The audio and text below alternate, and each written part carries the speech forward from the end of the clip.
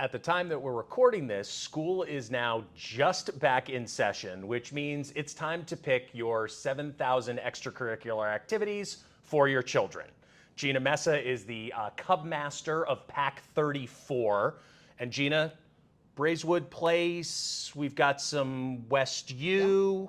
What else is are we seeing in terms of neighborhoods that are participating in Pack 34? We have kids that range all the way over to some of the Meyerland area and up into, some of the River Oaks. So we kind of have a mix of, with Cub Scouts, you can go to whichever pack is associated. Most people do associate with the one that's at their elementary school. So we often see kids, even if they're not living in that neighborhood, if they attend one of those neighborhood schools, they may choose that particular pack. So we have a variety of areas that we support.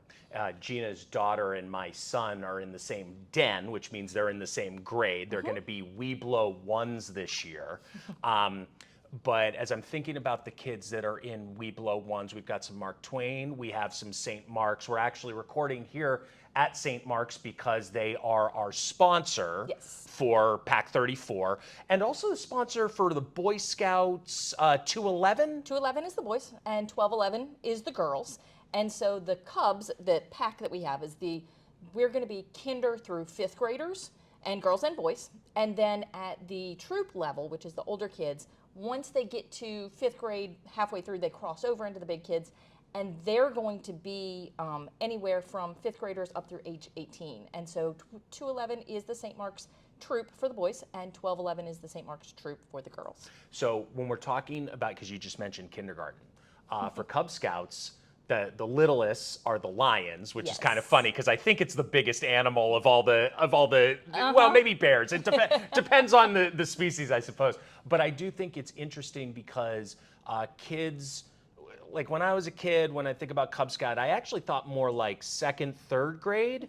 But we are seeing kids that are joining as early as kindergarten and kind of just easing their way in, for people that might have that question about just how much time do I really need to dedicate, especially if my kid is little. What's your answer to that? I love the little kids, mostly because they are so excited about it to be involved with the big kids. And I think a lot of it grew out of siblings.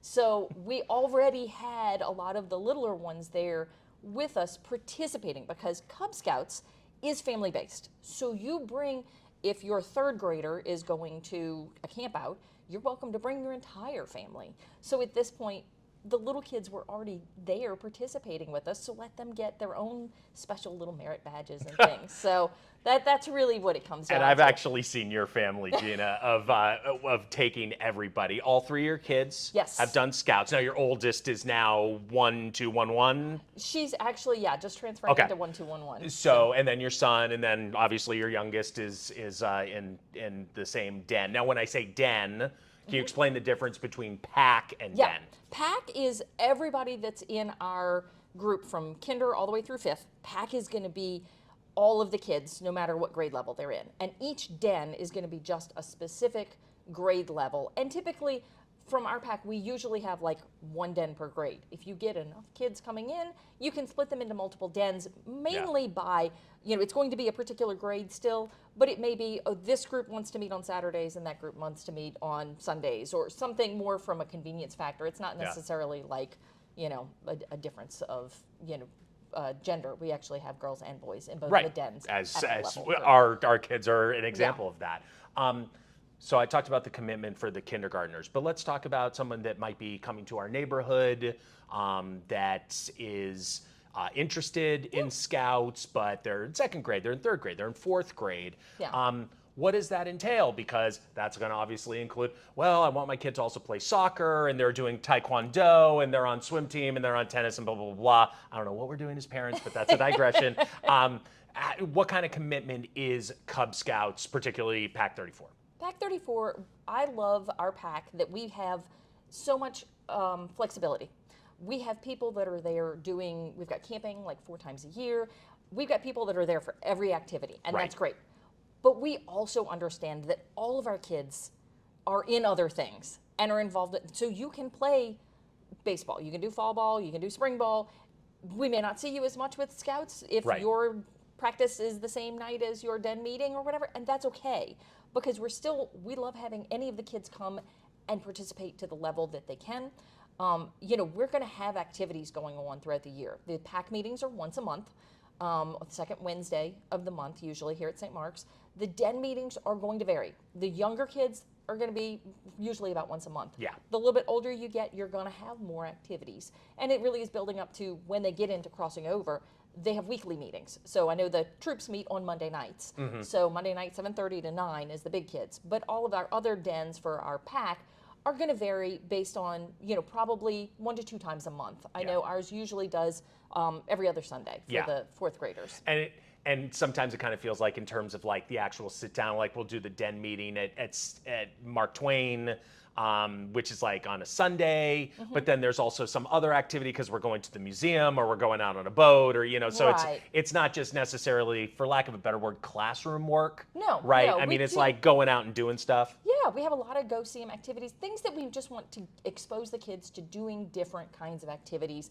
You're learning all of skills along the way and all these things. We went crabbing last year down in Kima, and that was hilarious, watching all the kids trying to figure out how to do the crabbing, and the adults were the ones that were having issues with the falling down. But it was a great time and effort going out and getting the kids doing fun things outside. And that's really a lot of what we do, is just a lot of it is fun stuff. We do skill building, and that's mostly done at the den level, but we do a lot of fun things just for different experiences for the kids.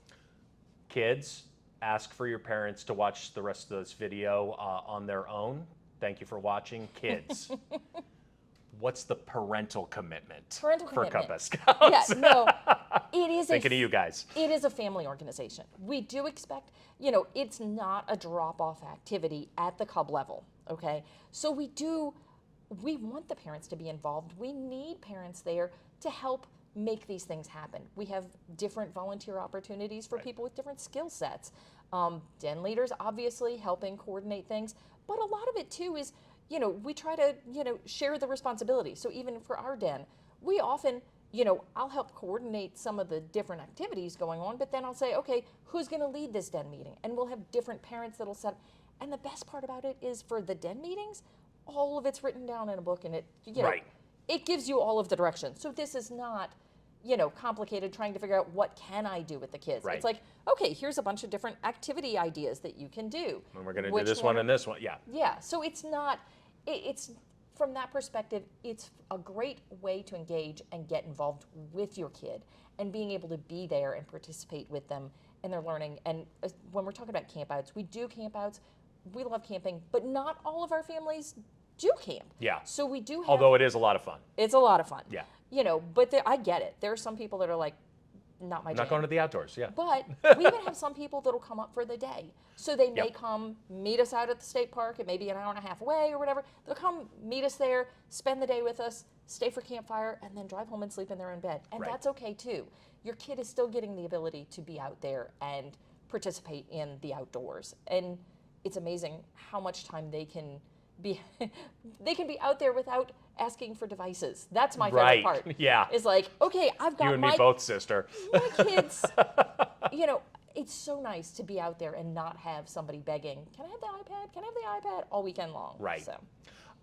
Getting involved in terms of making that connection. Yes. How should people get in touch with you, with Cub Scouts, with Boy Scouts of America? What's the least path of resistance to actually get somebody that they can talk to? Yeah, I mean, everybody, my phone number and my email is out there everywhere. So, I mean, I'm answering emails and text messages all the time. Basically, once they get on my email list for the PAC, that they're getting all of the information that, we're sending out. So if send me your email address, and I will put you on my list, and that'll give you all the information that you want. I've got intro slides with lots of details about price points and how all of this stuff works and everything.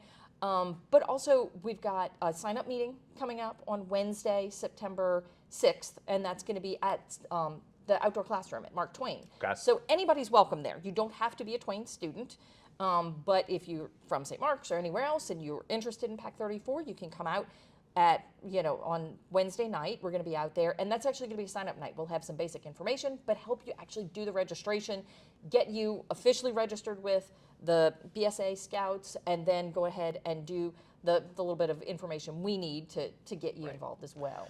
And if you are watching this video and it's past that time, Yeah. let's say somebody's watching this in January. Perfect. You can still join. Okay. Yes, anytime.